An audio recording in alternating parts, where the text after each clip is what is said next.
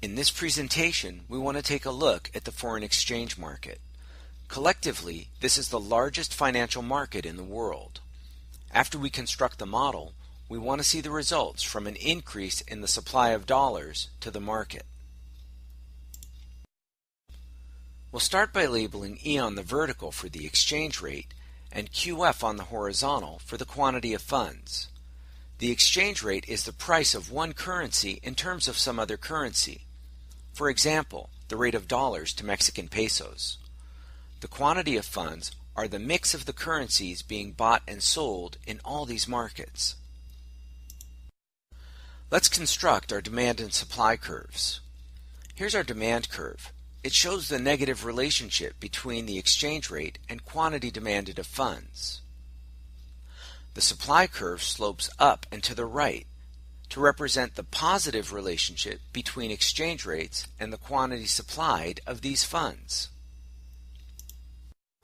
Where the demand and supply schedules cross is equilibrium. Equilibrium determines the exchange rate for a certain quantity of funds.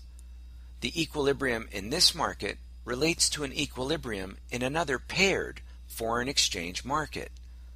Let's use an example with dollars to better understand how equilibrium works. Using dollars in this market, the demand curve represents anyone who's demanding dollars in terms of some other currency. These demanders would be selling currencies in some other foreign exchange market in order to buy US dollars in this foreign exchange market.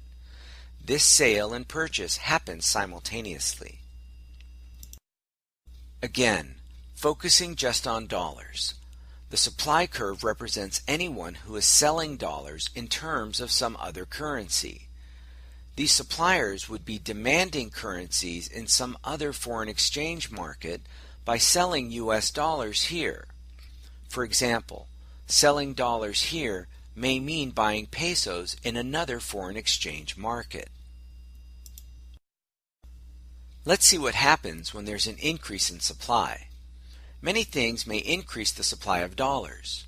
If trade partners reduced imports from the U.S., or if interest rates at U.S. banks or on U.S. bonds fell, the supply of dollars may rise. An increase in supply may be shown by shifting the supply curve to the right, to S2. Other things being equal, an increase in the supply of dollars will decrease the equilibrium exchange rate and increase the quantity demanded of dollars in the market. The new market equilibrium is at E2 and F2. This represents a weaker US dollar in the foreign exchange market.